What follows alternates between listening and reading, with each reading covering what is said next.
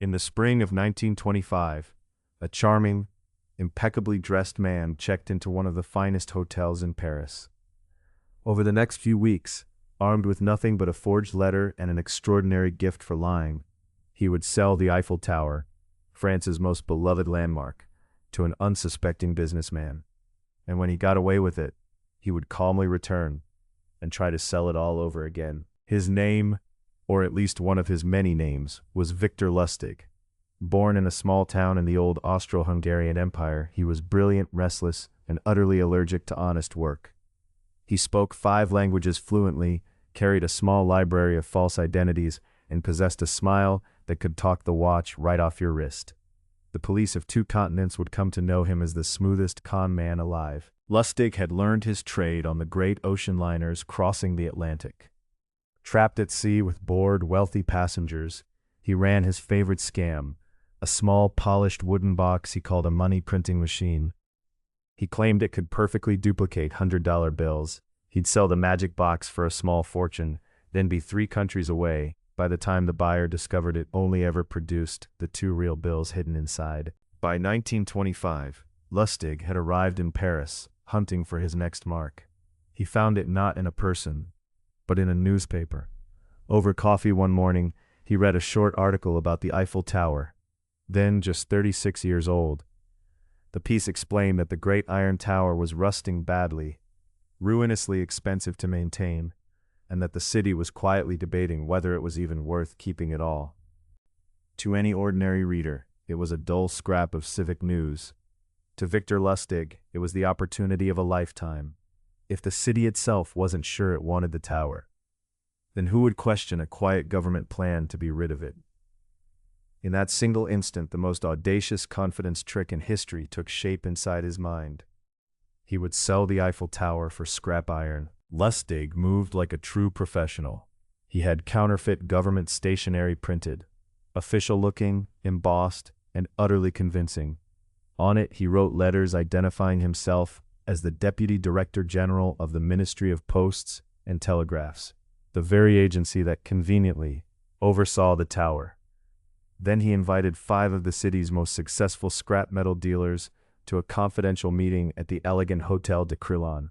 The dealers arrived, flattered to be summoned by the government to such a prestigious hotel. Behind closed doors, Lustig delivered his news with grave sincerity. The Eiffel Tower, he explained, had never been meant to stand forever. The cost of its upkeep had become impossible, and so the government had secretly decided to tear it down and sell its 7,000 tons of iron to the highest bidder. He stressed, gravely, that the entire matter must remain absolutely secret. The public, he warned, would be outraged if word leaked before the deal was sealed. It was a stroke of genius. The secrecy explained why there were no announcements, no public paperwork, no press coverage, and it made the dealers feel like trusted insiders to a great state secret, rather than the targets of a swindle. Then, Lustig did what every master conman does. He studied his marks. Most of the dealers were established, confident, and secure. But one of them stood out, a man named André Poisson.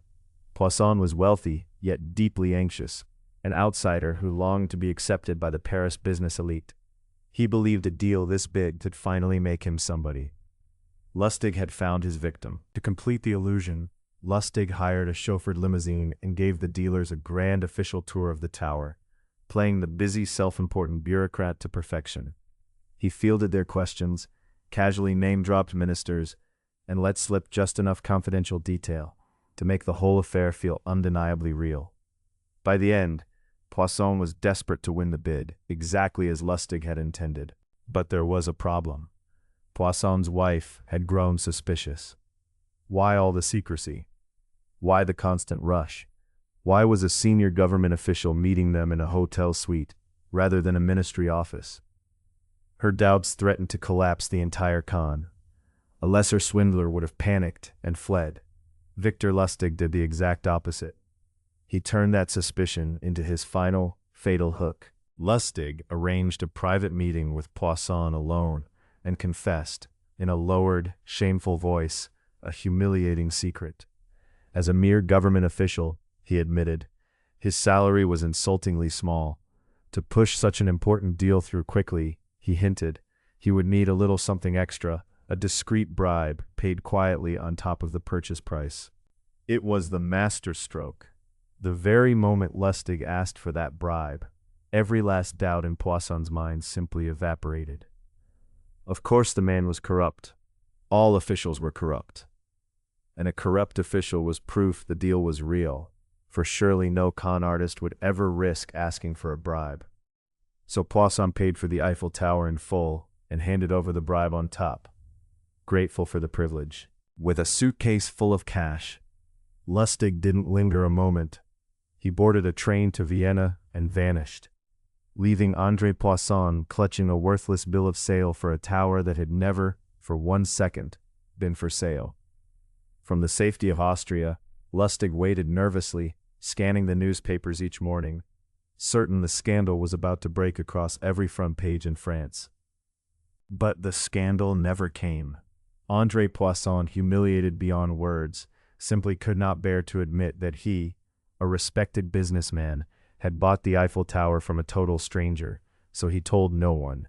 He swallowed the loss in complete silence, and when Lustig slowly realized his outrageous crime had gone entirely unreported, he had an idea so brazen, it bordered on madness. A few weeks later, he returned to Paris and ran the very same con a second time. Fresh stationery, a new group of scrap dealers, the same secret meeting, the same impossible pitch. He came within a hair's breadth of pulling it off twice, but this time, his chosen mark grew suspicious and went to the police before any money changed hands. Lustig slipped out of France just one step ahead of the law. He fled across the Atlantic to the United States, where the land of opportunity offered an endless supply of fresh marks. He revived his money box scam, talked his way out of arrests, and ran cons up and down the country. He even, as the legend goes, swindled the most feared gangster in America, Al Capone himself, then charmed his way back into Capone's good graces and walked out with cash and his life. But Lustig's ambition only kept growing. He partnered with a skilled chemist and launched a vast counterfeiting operation, flooding the country with so many fake $100 bills that bankers gave them a nickname, Lustig money. It spread so far and so fast that the Secret Service feared it could shake the world's confidence in the American dollar itself. They launched a nationwide manhunt for the source. In 1935, they finally caught him. And even then, Victor Lustig was not finished. The night before his trial, he escaped from a Manhattan jail, climbing out of a high window on a rope of knotted bedsheets, and reportedly bowing to startled onlookers below as he strolled away. He enjoyed his freedom for less than a month before the law caught up with him for good. Lustig pleaded guilty and was sentenced to 20 years on Alcatraz Island, with 5 more added for the escape. The man who had sold the Eiffel Tower twice would spend his final years inside the most inescapable prison in America. In 1947, he died there of pneumonia.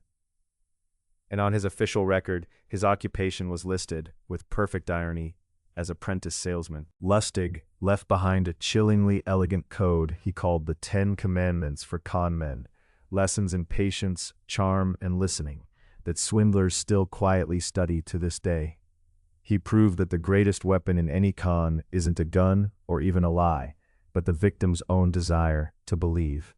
If you enjoyed this story, subscribe. There are far stranger ones still to come.